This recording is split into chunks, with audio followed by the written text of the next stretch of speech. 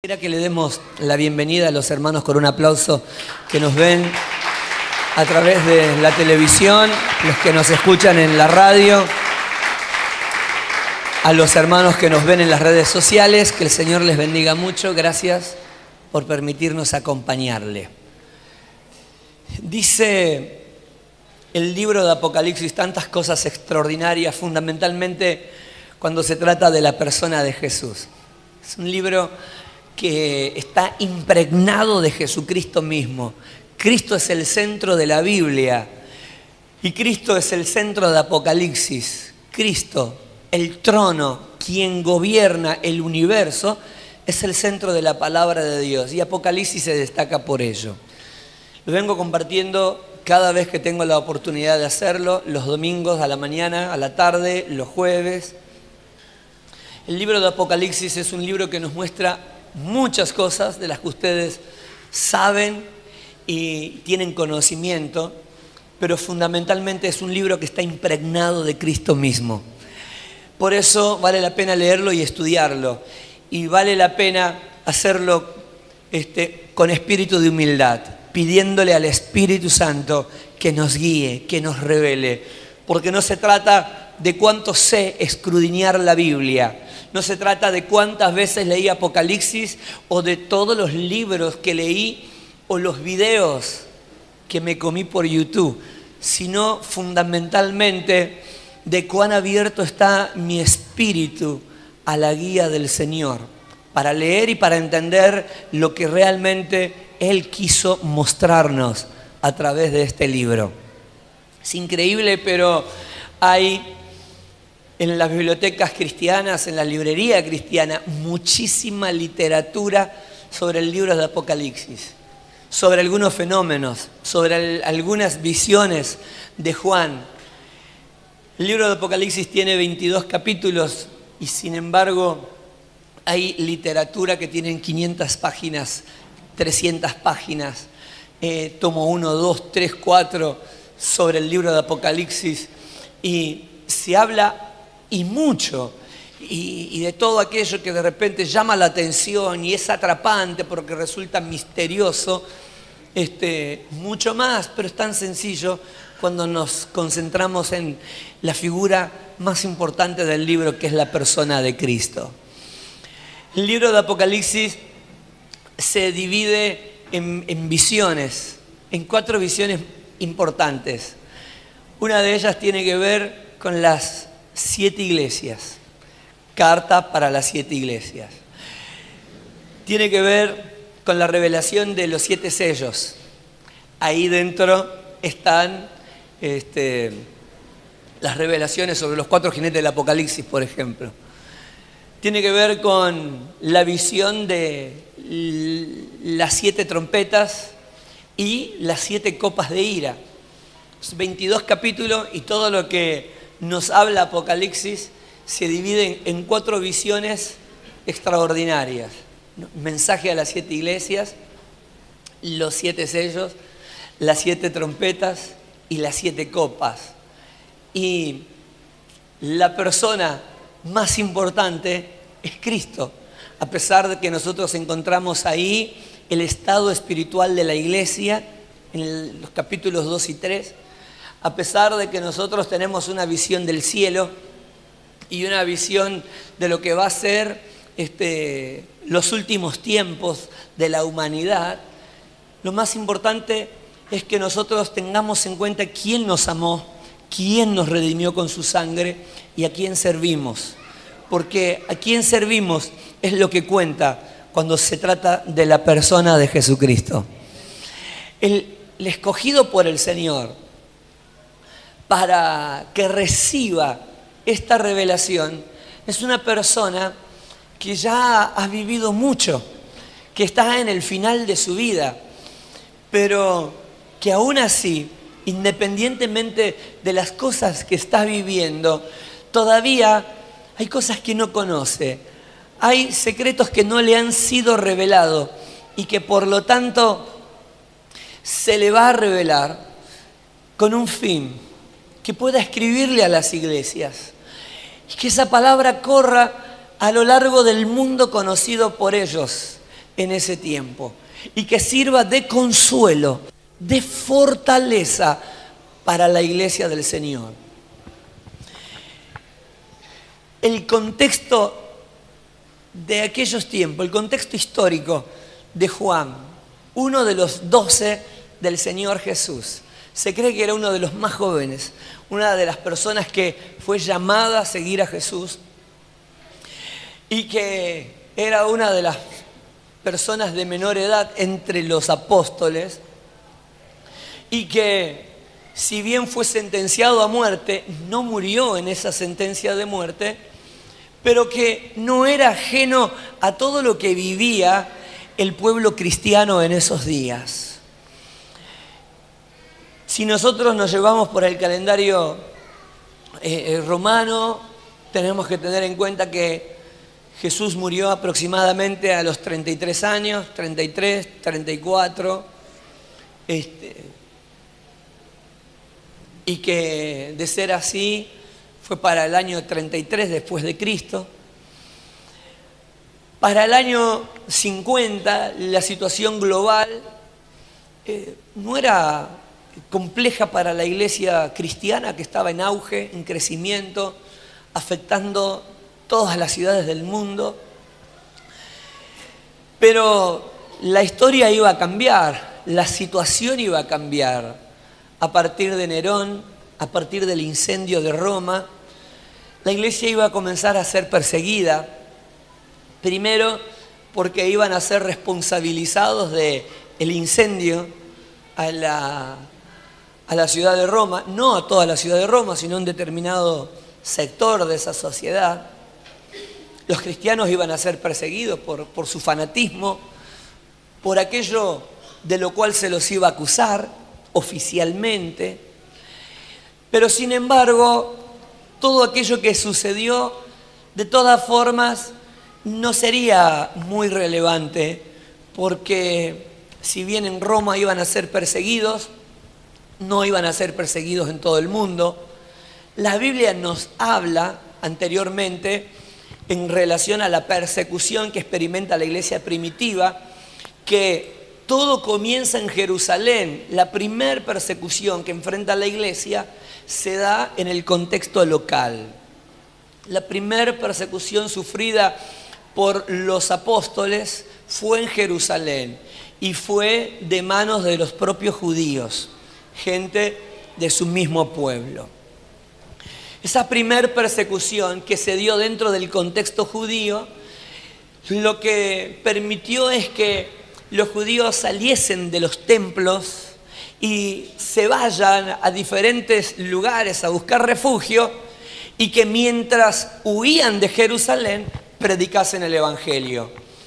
Lo que podría ser considerado una obra del diablo simplemente redundó en la bendición para la iglesia, porque contribuyó a la propagación del evangelio. Tal es así, comienza la obra de Dios en Samaria, comienza la obra de Dios en Antioquía, dos lugares que la palabra de Dios en el libro de Hechos nos cuenta qué avivamiento se despertó en estas ciudades, qué impacto tuvieron estas ciudades en el mundo de la época, fundamentalmente Antioquía. Pero pasado las décadas comenzó la persecución en Roma, por lo que les acababa de decir hace unos minutos atrás, por el incendio, pero no necesariamente por su fe, por negarse a adorar a los emperadores, pero bastó unos años más para que la situación de la iglesia cambiase drásticamente. La iglesia fue perseguida por el Imperio Romano.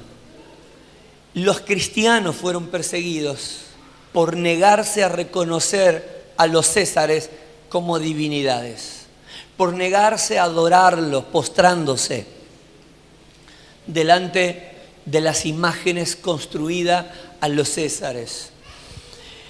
Fueron llevados a la muerte. Algunos fueron llevados a prisión y después de prisión fueron condenados a muerte. Otros directamente fueron llevados a la muerte sin ser juzgados.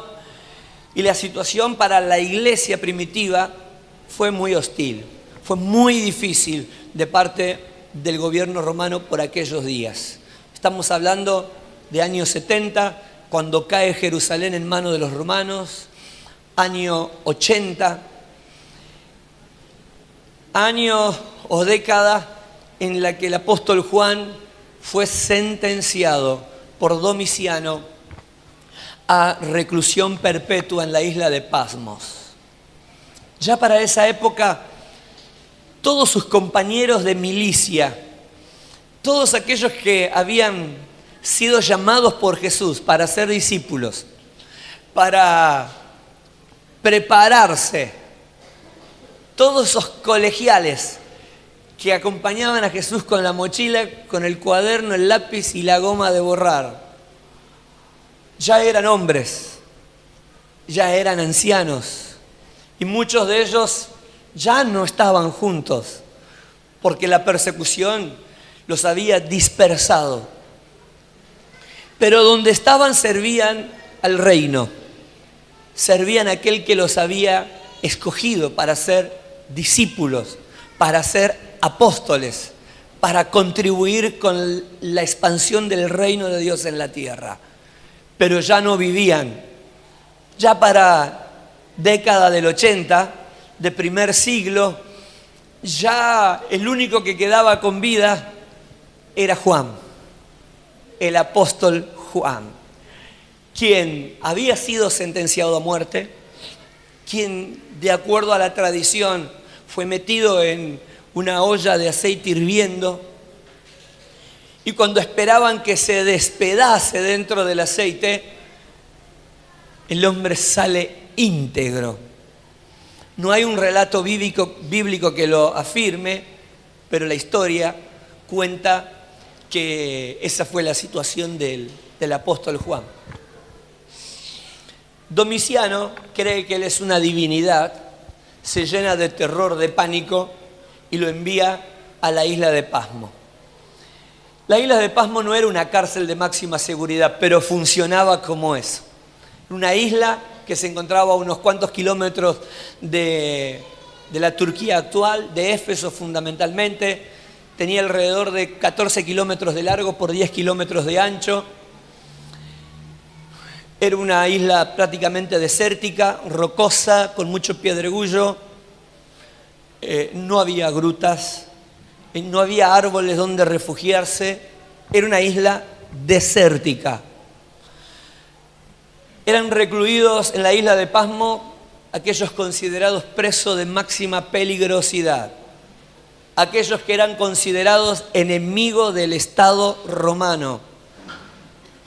El anciano Juan, con más de 90 años, es llevado a la isla, es soltado ahí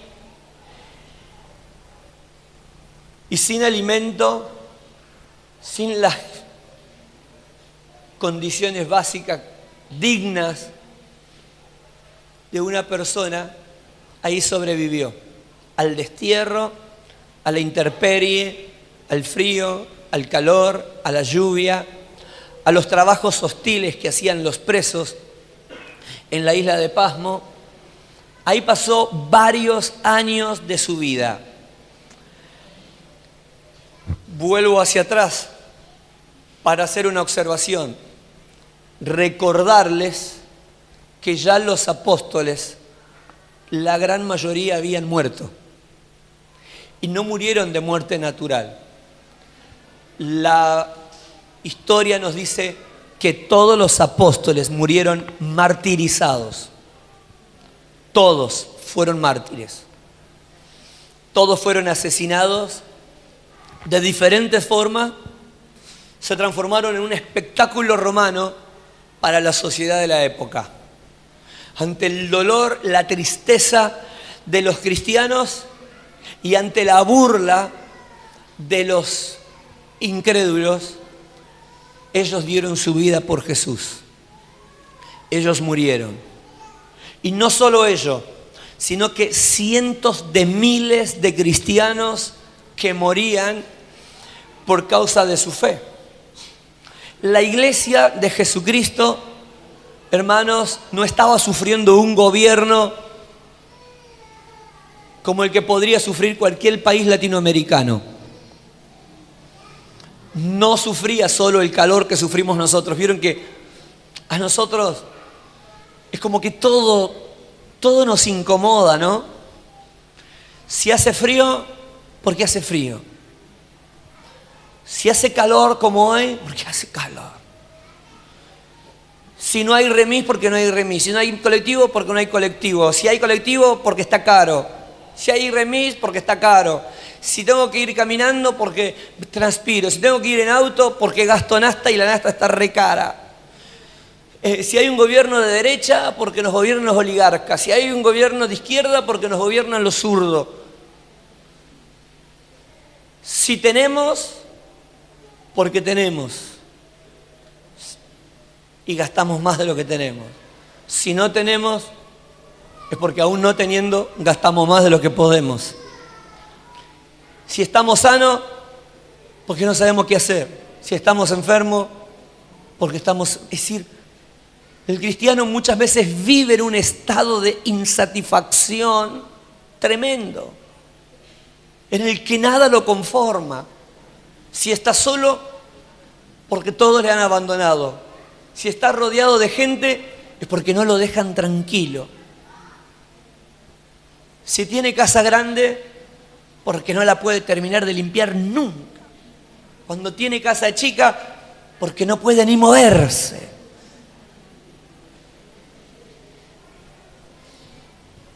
Así vive el ser humano. Si la reunión dura corta, es porque no le dan lugar al espíritu. Si la reunión es larga, ¿qué se creen? ¿Que vamos a estar todavía en el culto?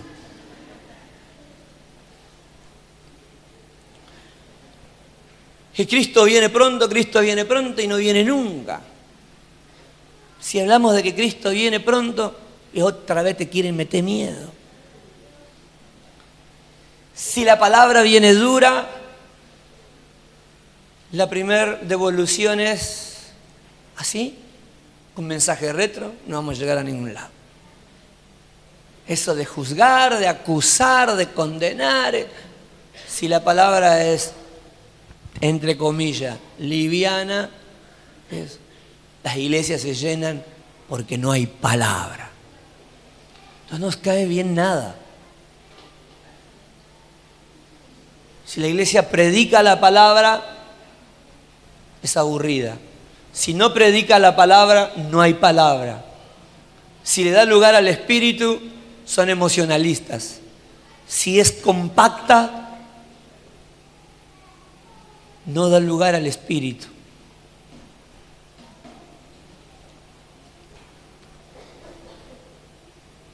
El cristiano vive, lamentablemente, buscando un microclima, un ámbito de confort que satisfaga las emociones y no lo que realmente importa, que es el desarrollo de su vida espiritual por sobre el de sus emociones.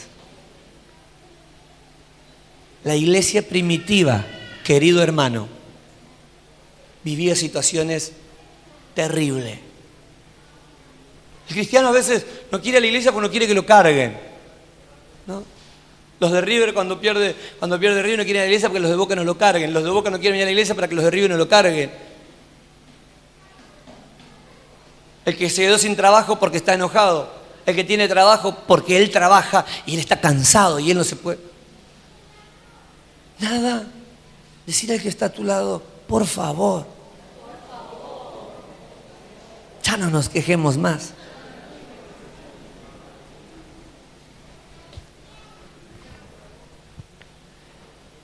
Mis hijos no salen de la iglesia. Cuando los hijos empiezan a venir con olor a marihuana, ahí viene la desesperación. Ahí se olvida que cuando el niño disfrutaba la escuela bíblica, disfrutaba la reunión de adolescentes, el mocoso con 13 años disfrutaba ponerse una corbata. El padre se quejaba y no le quería comprar una corbata.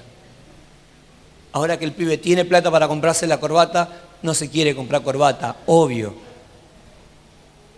Prefiere comprarse un atado de cigarrillo. Ahí nos acordamos qué tiempos aquellos que yo no supe aprovechar. Todo lo adverso que vivamos hoy, todo lo adverso que vivamos hoy, del país, del gobierno que tenemos, de la economía que estamos atravesando, de la inseguridad o de las demás que podamos estar viviendo, queridos hermanos, ninguna se compara con lo que Dios ha preparado para nosotros, pero fundamentalmente con aquellas cosas que sufrieron quienes caminaron el Evangelio primero que nosotros, que para que la palabra del Señor llegue a nosotros hoy, dieron su vida. Esta Biblia está manchada de sangre, no solo por la muerte de nuestro Salvador Jesucristo, sino porque quienes la escribieron murieron aferrados a la palabra de Dios y dieron su vida por causa del testimonio del Señor Jesucristo. ¿Cuántos dan gloria a Dios? Puedes levantar esa mano y decirle gracias, Señor. Ahora nosotros tenemos la responsabilidad de que esto, mi hermano, esto tiene que llegar a las otras generaciones. Vos te estás preparando para la vida, gloria a Dios. Nos estamos preparando para la vida. ¿Cómo conquistamos el mundo? ¿Cómo conquistamos nuestra sueña? ¿Cómo llegamos allá, al teatro, ¿no? A la mega iglesia? ¿Cómo llegamos allá al pastorado perfecto? ¿Cómo llegamos allá a los... ¿Cómo llegamos a dónde? Nuestra preocupación es, digan conmigo, que las otras generaciones reciban la palabra de Dios. Aleluya.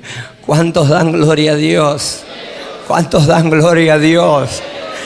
Yo a veces disfruto charlar con viejos como el mío, con gente mayor, testigos del Evangelio en San Francisco Solano, gente que para ir a la iglesia iba con el sol de noche, porque no tenían linterna.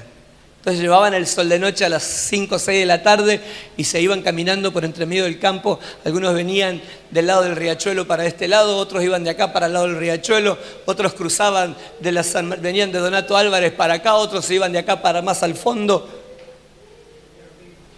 Y así mucha gente se movilizó de un lugar a otro. ¿Saben para qué?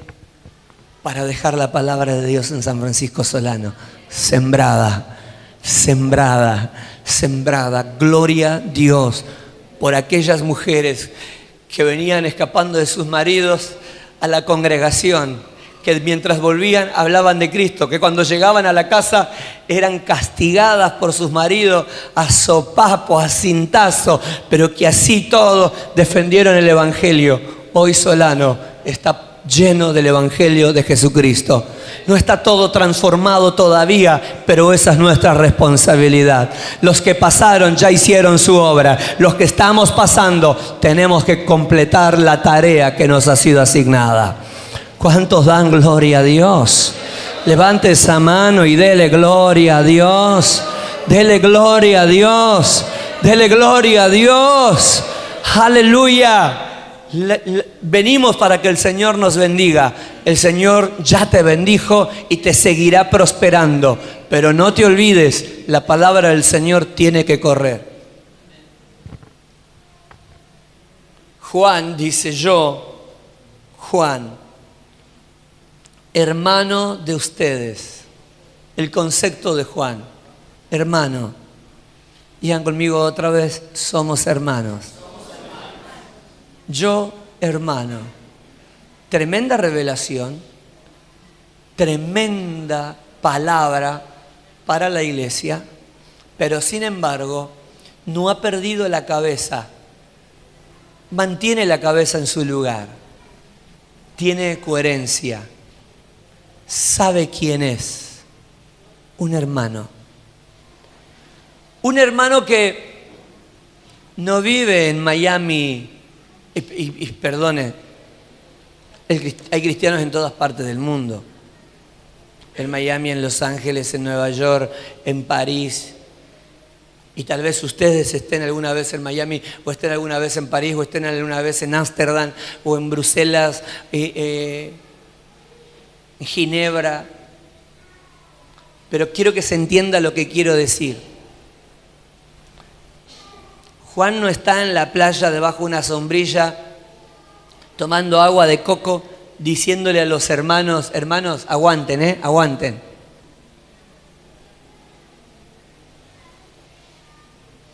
¿Dónde está Juan? Juan está igual o peor que la mayoría de los hermanos. Juan está preso por causa de la palabra de Dios y del testimonio de Jesucristo. Cuando él les escribe, les dice, hermano, el que te dice, confía que el Señor te puede sanar, no te lo dice, hermano, porque no conoce lo que es la enfermedad. Te lo dice porque él también ha pasado y pasa problemas de enfermedad. El que te dice, hermano, confía, el Señor te va a prosperar y el Señor te va a bendecir, no es el que tiene la cuenta bancaria repletita de dólares y no tiene necesidades. Es el que a veces come y a veces no come. El que te dice, aguante corazones, aguante, no es, hermano, el que está viendo cómo la vida le sonríe permanentemente. Mientras ustedes son perseguidos, son azotados, son castigados, son encarcelados, el que les habla es alguien que está preso por causa de la palabra de Jesucristo y el testimonio del Evangelio. ¿Cuántos dan gloria a Dios? ¿Cuánto cambia? ¿Cuánto cambia el discurso de una persona que ha sido preservada por el Señor hasta fin de siglos? ¿Por qué razón? Porque tiene que transmitir una palabra de aliento a cientos de miles de hermanos que están pasando la situación más triste de toda su historia como iglesia cristiana. Los que han decidido por Jesucristo, los que han rendido su vida al Señor, viven felices y en el gozo que el Espíritu les genera. Pero físicamente, humanamente, llevan en sus cuerpos el dolor, el castigo, el martirio que su fe les significa de parte de toda la sociedad que los trata con hostilidad por causa de ese testimonio, por causa de ese nombre a quien están sirviendo. Yo, Juan, hermano de ustedes, yo, Juan, hermano de ustedes, sea quien seas, los años que tengas de cristiano, de evangélico, de ministro, de revelaciones, de ayunos o de conquistas, de logros, no eres más que nadie, no sos más que nadie. Todos somos hermanos en Jesucristo. Levante esa mano y dele gloria a Dios. Levante esa mano bien arriba y dele gloria a Dios. Aleluya. Mira el que está a su lado y abajo los humos. Vamos. Vos sabés quién soy yo. Yo me crié con él. Yo estudié allá, yo estudié acá, yo canté allá, ¿qué me importa? Somos hermanos en Jesucristo. ¿Cuántos dan gloria a Dios? Hermano, y no solo hermano, también somos compañeros. No compañero porque estudiamos juntos. No compañero porque viajamos juntos. Yo, Juan, compañero de ustedes, porque sufro con ustedes, porque sufrimos juntos. Qué impresionante cómo no escuchar a una persona que escribe y que les dice: yo, Juan, hermano y compañero, sufro con ustedes. No es que estás sufriendo tu situación, no es que estás sufriendo la situación, no necesariamente está empatizando desde la idea es: yo te entiendo. No necesariamente la idea es: yo te entiendo. Sino la idea es: yo quiero que sepa que yo también sufro. Y de ahí puede expresarlo desde la empatía, ¿no? Y desde la idea de: te entiendo, sé lo que es el sufrimiento, sé lo que es esa situación que estás viviendo. Pero fundamentalmente desde esta perspectiva: somos compañeros. No sé lo que ustedes están pasando en Asia, en Europa, en Grecia, allá en Atenas, en Corinto, en Alejandría. No sé lo que están viviendo ustedes, hermanos, allá en la India. No sé, pero quiero que sepa que somos compañeros. Ustedes no saben lo que yo estoy viviendo, pero yo estoy sufriendo. Ustedes están sufriendo y yo estoy sufriendo. Por lo tanto, somos hermanos y compañeros en el sufrimiento. Porque pase lo que pase, juntos estamos sufriendo por el Evangelio de Jesucristo. Pregunta: ¿cuántos estamos dispuestos a sufrir por el Evangelio? Si a veces no estamos dispuestos a sufrir un estado de WhatsApp, un mugroso estado de WhatsApp, no lo aguantamos. Una ironía de alguien, la cara de alguien, no nos aguantamos la cara de alguien, hermano. ¿Qué vamos a estar dispuestos a sufrir por el Evangelio de Jesucristo? Y eso nos tenemos que replantear y decir: pucha, loco, ¿cuánto? 3 semanas no fui a la iglesia por la cara de... Eso tiene que cambiar. Hermano, no te estoy acusando, que el Señor me guarde. No te estoy acusando, no te estoy condenando, no te estoy juzgando. Que el Señor me libre y me guarde. Deseo de todo corazón que el Espíritu Santo nos mueva a la reflexión, a pensar que ya no podemos buscar microclima en la célula, microclima en el discipulado, microclima en la iglesia, un lugar donde yo me sienta.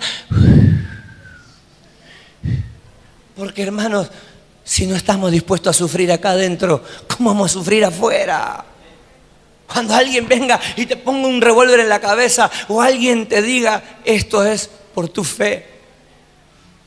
Si Cristo viene pronto y nos vamos todos con el Señor antes de la tribulación, gloria a Dios, yo creo eso. Pero si eso no pasa, hermano, ¿qué pasará? Porque todo el mundo dice Apocalipsis y el cheat, y el cheat, y el cheat, y Apocalipsis nunca habla del cheat. Esa es una idea evangélica nuestra.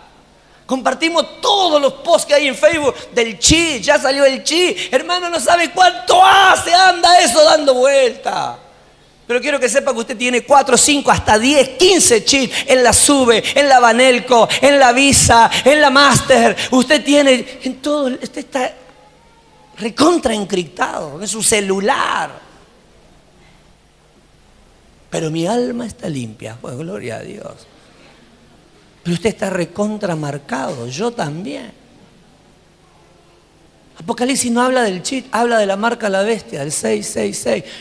Pero Juan es el más porteño que existe. Y dice en su primera carta de Juan: hermanos, ¿ustedes están esperando el anticristo? El anticristo ya está entre nosotros. Ya hay muchos anticristos, porque el anticristo no es un hombre, no es el líder mundial que gobernará el mundo específicamente, que no se me malinterprete. El anticristo es un espíritu, es un sistema de cultura, de pensamiento que rechaza la palabra de Dios y todo lo que el reino de los cielos ha establecido. Es un sistema de pensamiento, es lo que está gobernando el mundo entero. El anticristo ya está entre nosotros. El espíritu del anticristo ya gobierna entre nosotros. Si Cristo viene pronto y los que creen que se van con Cristo antes de la tribulación, pasa de esa forma, como yo también creo, gloria a Dios. Pero si no pasa y hay que pasar por la tribulación, ¿qué haremos? Si cuando hace frío no me quiero enfermar, el Señor sabe. Si no, ¿quién va al discipulado? ¿Quién va? ¿Quién está? ¿Está el gordito ese? Entonces no voy. Si no estoy dispuesto a soportar el chivo de mi hermano, ¿a dónde? ¿Qué voy a soportar por causa del Evangelio de Jesucristo? Las cosas que pasé yo, decimos nosotros, las cosas que pasé yo. ¿Qué pasamos, hermano? ¿Qué pasamos? Te acusaron, te criticaron, te levantaron falso testimonio, te miraron feíto, no te saludaron, no te invitaron a un cumple, no te saludaron por WhatsApp. ¿Qué pasó, hermano? ¿Qué pasó, hermano? ¿Qué carajo pasó? ¿Qué tanto nos hemos alejado del Señor? ¿Qué tantas vueltas le damos a la vida? Juan le escribe a una iglesia. Juan preserva la vida. Dios preserva la vida de Juan. El último bastión de la iglesia primitiva. Juan, el apóstol. Lo quisieron matar, lo quisieron callar, lo sacaron de ahí, lo desterraron a la isla. El viejito vivió años en la intemperie, bajo el sol, bajo el frío, sin comida, ahí enfermo, en situación extrema, trabajando. Pero el Señor estaba con él, sosteniéndola, porque su palabra todavía tenía que correr por todo el mundo de la época. Había una palabra de aliento para una iglesia que estaba en sufrimiento. Aleluya. Digan conmigo, el Señor no se ha olvidado de su pueblo.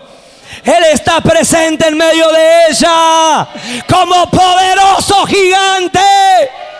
Gloria a Dios. Denle un aplauso grande al Señor. Gloria a Dios. Samarrakatamasalaya. Gloria a Dios. Él está vivo y en medio de nosotros. Señor, ¿cuándo se va a morir este? Dijo Pedro. Y si yo quiero que este viva hasta que yo vuelva, ¿qué problema hay? Pedro no sabía los planes que Dios tenía con Juan. Juan ni siquiera sabía los planes que Dios tenía con él. Pero ahí dice Juan, estaba yo preso en la isla de Pasmo, compañero de ustedes en el sufrimiento, en el reino. Somos compañeros en el reino de Dios y en la perseverancia. Somos compañeros porque a pesar de las luchas perseveramos juntos. Gloria a Dios. El logro no es que hoy estemos acá. El logro es que dentro de 10 años sigamos trabajando juntos para el Señor. Aleluya. El logro es que al final de nuestra tarea acá en la tierra, vos me despidas o yo te despida, diciendo, peleamos juntos la buena batalla. Él llegó primero, pero no nos separamos nunca.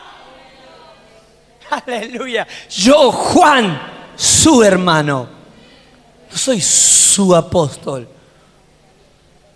El único que sobrevivió, por algo será. Por algo estoy vivito y coleando. Yo, Juan, su hermano, compañero de ustedes, en el sufrimiento, en el reino de Dios. Estamos marcados, hermano. Estamos marcado. Acá está Cristo en nosotros. Somos compañeros en el reino. Y en la perseverancia. Nosotros somos de los que perseveran, de los que no arrugan, de los que no se achican, de los que no se caen, de los que no se quedan. Digan conmigo, yo soy de los que perseveran. Amén. Diga que está a su lado, somos de los que perseveran. Vamos a perseverar. Aleluya. Gloria a Dios. Y en esta comunión que tenemos en unión con Jesús, estaba en la isla de Pasmo por causa de la palabra de Dios y del testimonio de Jesús. En el día del Señor vino sobre mí el Espíritu y oí detrás de mí una voz fuerte como de trompeta que decía: escribe en un libro lo que veas y envíalo a las 7 iglesias, a Éfeso, a Esmirna, a Pérgamo, a Tiatira, Sardis, Filadelfia y Laodicea.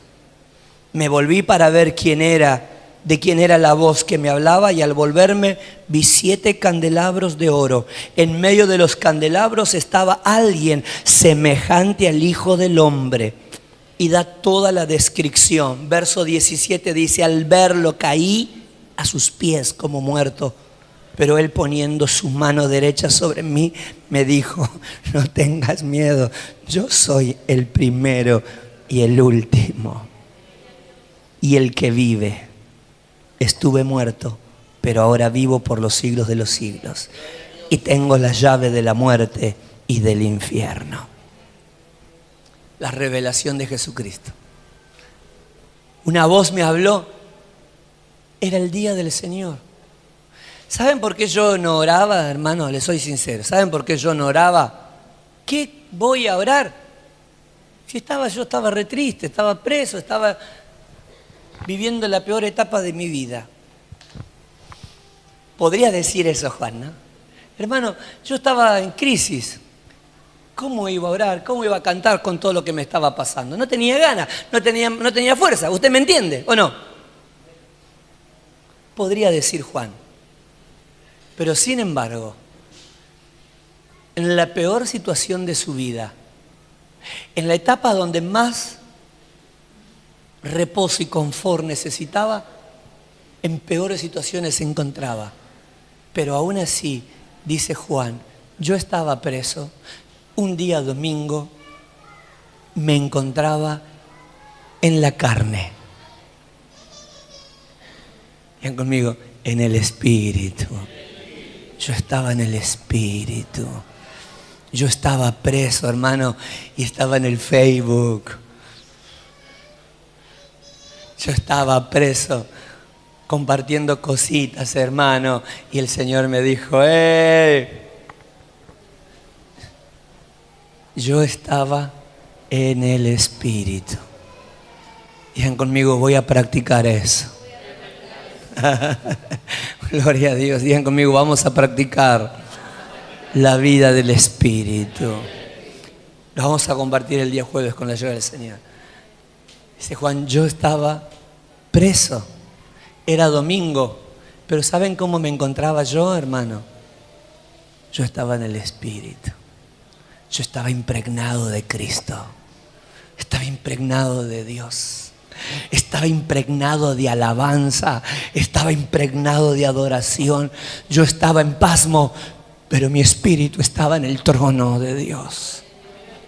Yo estaba rodeado de malandras, pero yo podía ver a mi alrededor la gloria del Todopoderoso. Aleluya. ¿Cuántos dan gloria a Dios? ¿Cuántos dan gloria a Dios? ¿Cuántos dan gloria a Dios? ¿Cuántos dan gloria a Dios? Tenemos que practicar la vida del Espíritu. Yo estaba en pasmo, pero estaba en el Espíritu. Estaba preso. Pero en otras palabras, como que está diciendo, pero más libre que nunca.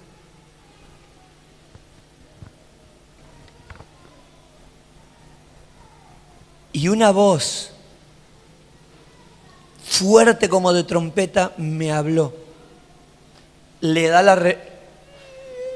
la directiva, la misión de escribir y de escribir para las iglesias. Menciona 7. Pero obviamente no era un mensaje solo para 7 iglesias, era un mensaje para la iglesia de Jesucristo en el mundo. Un mensaje para el pueblo de Dios que estaba atravesando las situaciones más difíciles desde la partida de Jesucristo. El mensaje venía para animar y para fortalecer. Iba a ser una radiografía de la historia, de la situación actual, espiritual de la iglesia. Tendría una proyección hacia los próximos años, esa revelación. Pero en primera instancia tenía que ver con el estado de la iglesia actualmente y no solamente con lo que vendría en los próximos años. Pero hay un deseo en el espíritu, y es que la iglesia sea exhortada, animada, consolada, corregida, disciplinada, advertida, pero fundamentalmente que sepa esta gran verdad que se encuentra en los versículos 12 y que dice: me volví para ver de quién era la voz que me hablaba, y al volverme vi 7 candelabros de oro. En medio de los candelabros estaba alguien semejante al Hijo del Hombre. ¿Dónde estaba el Hijo del Hombre? En medio de los candelabros. ¿Qué significan los candelabros? El versículo 20 dice: esta es la explicación del misterio de las 7 estrellas que vistes en mi mano derecha y de los 7 candelabros de oro. Las 7 estrellas son los ángeles de las 7 iglesias y los 7 candelabros son las 7 iglesias. El mensaje para el liderazgo de Jesucristo, de la iglesia de Jesucristo, es este. Podemos interpretarlo de diferentes formas. Estaban en la mano derecha del Señor y puede representar que son como su mano derecha, útiles en su obra, eficientes en su obra. Puede representar que están en las manos del Señor, que no tienen que temer, que no tienen que amedrentarse, que no tienen que desanimarse, porque están en su mano. O la tercera opción puede representar una advertencia. Ojo, porque independientemente del liderazgo y de la autoridad que se te haya entregado, no dejas de estar en la mano del Señor. Qué bárbaro, ¿no? Y los 7 candelabros. ¿Qué representan los 7 candelabros? Las 7 iglesias. Cuando vemos la descripción del estado espiritual de cada iglesia, vemos que es diferente una de otra. De Éfeso, de Esmirna, de Pérgamo, de Tiatira, de Sardis, Filadelfia y la Odisea. Es muy distinta una de otra la situación de la iglesia. Pero aún así, digan conmigo, Dios se pasea en medio de ella. Ese Todopoderoso estaba paseándose en medio de ella. ¿Por qué es tan importante esta palabra, esta revelación? Porque lo primero que piensa el cristiano cuando está pasando momentos difíciles, ¿dónde está Dios? Cuando te informan, hoy es tu último día de trabajo. ¿Qué? Señor, ¿qué pasó? ¿No? ¿Dónde estás? Cuando te dan un informe médico, el doctor no te dice mucho, solo te hace un par de muecas. Dice, ¿qué pasó? Hace un tiempito atrás vino María Espeche, que se bautizó ayer, y vino desanimada, bajoneada porque le descubrieron unos quistes en uno de los pechos y tenían que hacer una biopsia. Y bueno, oramos por ella ahí con Rosita, ¿no? Y fue al principio lo más de que comenzó a venir a la iglesia. Y el Espíritu Santo comenzó a trabajar en ella, Dios comenzó a obrar en ella, su vida espiritual comenzó a ser afectada por el Espíritu Santo. Dios comenzó a trabajar los cambios en ella. Desde que vino, obviamente, al día de hoy es otra mujer, otra persona. Al principio era todo desánimo y todo desaliento. Cuando llegó el momento de la biopsia, ya llegó con otro espíritu. Mira, ore, pastor, para que me salga todo bien, pero yo sé que va a salir todo bien. Fue ahí, estuvo Rosita acompañándola, todavía no se saben los resultados, pero va a salir todo bien. Pero ayer se bautizó, ayer dio ese paso de fe y estaba tan emocionada, estaba tan contenta, estaba tan llena de Cristo, tan llena de gozo, porque llegó a Jesús con la vida revolucionada, completamente agitado su espíritu de tantas situaciones críticas. Pero el Espíritu de Dios ha ido trabajando de tal forma, de tal manera, que su presente es completamente diferente, ¿no? Entonces, la fe y la seguridad, me decía el jueves antes de bautizarse, dice, ay, no veo la hora de que llegue el día, no veo la hora que llegue. Y la verdad que ya no me importa nada de lo que pase. Dice, lo único que quiero es que mi hija venga a la iglesia. Pero además ya no me importa nada. Entre ellos, ni siquiera lo que salga en los estudios. ¿Cómo cambia la percepción de la vida cuando una persona sabe que Dios está con uno? Puede estar caminando al borde de la cornisa, pero cuando tiene la seguridad de que Dios está con él, no teme lo que vendrá. No le juzgo. Usted piensa como a veces pienso yo. A vos te pasa lo que a veces me pasa a mí. Es una reacción del ser humano muchas veces creer que Dios le abandonó, que Dios le ha soltado la mano, que ya no lo siente, que ya no lo ve en su obrar. Seguramente, al ver tantas noticias, y en Alejandría murieron 500 cristianos en el estadio, y dicen que en Atenas murieron 800 cristianos, y dicen que en Antioquía, que en Derbe, que en Pisidia murieron 30 y en otro lugar murieron 58 y en otro lugar murieron 150. Las noticias eran desalentadoras. ¿Cuántos tal vez estaban creyendo que vivían los peores años de su historia? Pero aún así, Dios le da una revelación a Juan y es, dile a mi iglesia lo que vistes, que en medio de los momentos más duros de su vida, yo me sigo paseando en medio de ella. Y cuéntales cómo me viste, cuéntales lo que viste, cuéntales quién soy. Diles que ya no soy el que vos viste que se fue en la nube. Dile que yo soy el que soy, el que estuvo muerto, pero que ahora vive. Dile que me oíste hablar y que ante mi palabra tiembla la tierra. Cuéntales que mis pies están sanos y firmes para caminar y para andar en medio de mi pueblo. Cuéntales que no vistes a un siervo. Cuéntales que le vistes al Rey de Reyes y Señor de Señores. Y que estoy en medio de ellos como poderoso gigante. ¡Aleluya! ¿Cuántos dan gloria a Dios? Yo estoy en medio de ellos. No se trata de lo que sentís, se trata de lo que crees.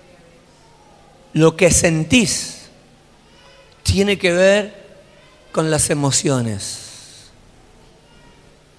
Por eso no todo lo que usted siente es para llamarlo voz de Dios.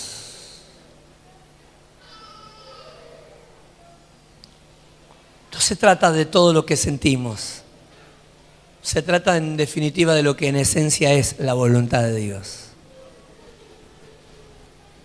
Se trata de lo que yo creo. A veces no vas a sentir a Dios, pero que no lo sientas no significa que Él no esté. A veces no vas a ver las obras de Dios como desearías verla, pero que no lo veas no significa que Él no esté obrando. Cientos de miles de cristianos morían, como dijo Juan, por causa de la palabra y del testimonio de Jesucristo. Pero Dios levanta a su siervo para que lleve un mensaje a su iglesia, un mensaje oportuno. Dile a mi iglesia que yo me paseo entre los candelabros. Dile que yo me paseo en medio de ellas. No me ven, pero yo ahí estoy presente. No le ves, pero Él está aquí presente. No tengas en poco quienes están hoy. Él está presente. Y quien esté predicando en una iglesia de 4 personas, de 20 personas, de quien esté sirviendo solo al Señor, aunque no vea lo que muchas veces ve en otros lados, sepa que el Señor está presente ahí. Que el Señor está independientemente de lo que la mente exitista quiera hacernos creer. La mente exitista quiere hacernos creer que si todo nos va bien es porque Dios está con nosotros. Y a mucha gente le va bien y hace tiempo ya Dios no está ahí. No se trata de cuán bien te vaya, se trata de cuánto la palabra del Señor haya alineado mi vida y mi corazón a la voluntad del Señor.